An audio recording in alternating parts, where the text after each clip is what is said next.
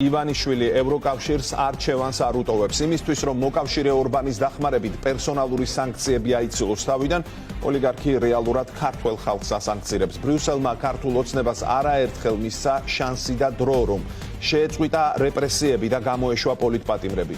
ეს ივანიშვილსაც გადაარჩენდა სანქციებისგან და არც ქვეყანას დააყენებდა უვიზო რეჟიმის შეჩერების წინაშე. რეჟიმმა ყველაფერი საპირისპიროდ გააკეთა, განაგრძოსლა დიქტატურისა და რუსეთისკენ. საქმე ისაა, რომ ივანიშვილის სანქცირებას ევროკავშირში სრული კონსენსუსი სჭირდება. ვიზა ლიბერალიზაციის შეჩერებას კი მხოლოდ წევრი ქვეყნების უმრავლესობა. ბრიუსელი ცხადია თვალს ვერ დახუჭავს მინიმუმ სტატუს-კვოს აუცილებელი პირობებისა და წესების ფეხქვეშ გათელვაზე და გარკვეული გადაწყვეტილების მიღება მოუწევს. ფორმულა ჟურნალისტი იმყოფება ბრიუსელში. ლუკა ხაჩიძე საქართველოს საკითხზე მომუშავე ევროპარლამენტარებს ესაუბრა და ახლა მოგვიყვება რა უთხრეს მას ევროპელმა პოლიტიკოსებმა. ევროპარლამენტარები ამბობენ, რომ ოფიციალური შეფასების დოკუმენტის გარეშეც გასაგებია, რომ ოცნებამ არ შეასრულა უვიზო რეჟიმის შენარჩუნებისათვის საჭირო რეკომენდაციები და ამით განზრახ უპრეცედენტო რისკის წინაშე დააყენა ვიზა ლიბერალიზაცია. მაგრამ მიუხედავად ამისა, დეპუტატები, რომლებსაც ჩვენ ვესაუბრეთ, მხარს არ უჭერენ საქართველოს მოქალაქეების ამ პრივილეგიის გარეშე დატოვებას. მათი აზრით, ორბანის და ფიცოს მთავრობების ვეტოს მიუხედავად, ევროპული კომისიისთვის პრიორიტეტული უნდა იყოს პერსონალური სანქციები და რომ ეს შავი სია უნდა გახსნას ოლიგარქმა ბიძინა ივანიშვილმა.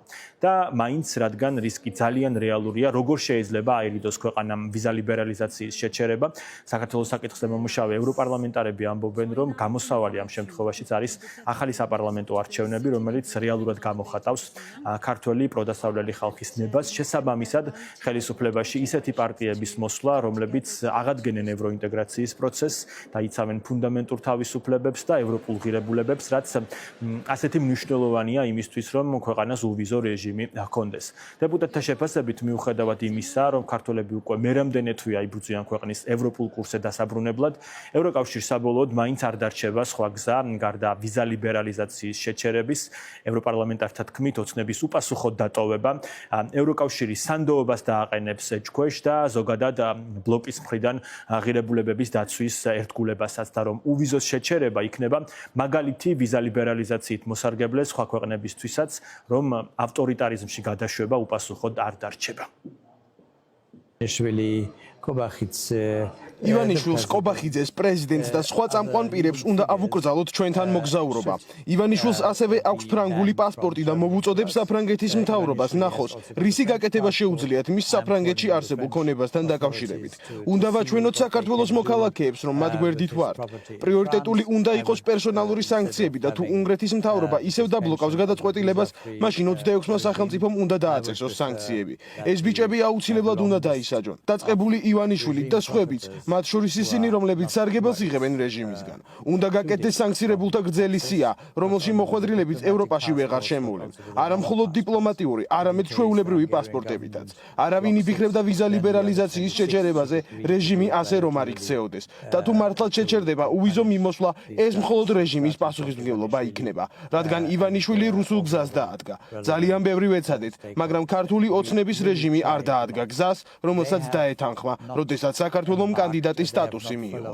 ვფიქრობ, რომ ისინი ღალატობენ ქართველების უმრავლესობის სურვილებს, უარს ამბობენ, რომ ჩაატარონ გამჭირვალე, თავისუფალი და სამართლიანი არჩევნები.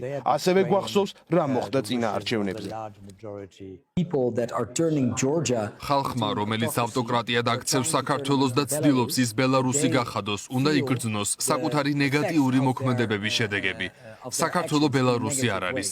იქ ხალხი ყოველდღე ქუჩაში დგას, რომ ხელი შეუშალონ ქვეყნის ამ მძიმე მიმართულებით წაყვანაში.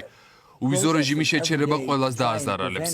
ამიტომ მე მხარს უჭერ მიზანმიმართულ სანქციებს ივანიშვილის და მისი გარემოცვის მხარდამჭერების წინააღმდეგ. ეს შესაძლებელია, მაგრამ ევროკავშირი საკმარის არ აკეთებს. საქართველოში საპარლამენტო არჩევნები არ ჩატარებულა თავისუფალ და სამართლიან გარემოში. თუ დააკვირდებით ხალხის განწყობას, ისინი ახალ არჩევნებს მოითხოვენ. ხალხს უნდა შეეძლო საკუთარი მომავლის განსაზღვრა და ამის საუკეთესო გზა არჩევნებია. დემონსტრანტები დააპატიმრეს, ჟურნალისტი ციხეშია, დააპატიმრეს ოპოზიციის ლიდერები.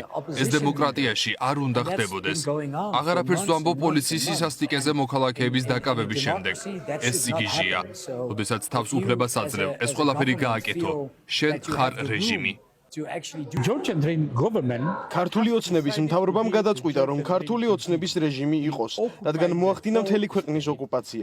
ისინი ცდილობენ გაანადგურონ თავისუფლების ყველა სივრცე, შექმნეს ეს უცნაური პარლამენტი და ახლა მიადგნენ სამოქალაქო საზოგადოებას.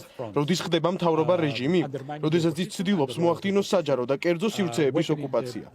მიუხედავად ამისა, მე არ ვეთანხმები უვიზო რეჟიმის შეჩერებას. ნაცვლად ამისა, უნდა განსაზღვროთ ის ადამიანები, რომლებიც რეპრესიებში არიან ჩართულები. მათ უნდა ავუკრძალოთ ევროპაში მოგზაურობა. მათ ევროპაში მეგობრების სახით მხოლოდ უნგრეთის და სლოვაკეთის მთავრობები ჰყავთ, მაგრამ ჩვენ შეგვიძლია მათზე ზეწოლა ან გავლენის მოხდენა. ამის გამოცდილება გვაქვს რუსეთის წინააღმდეგ.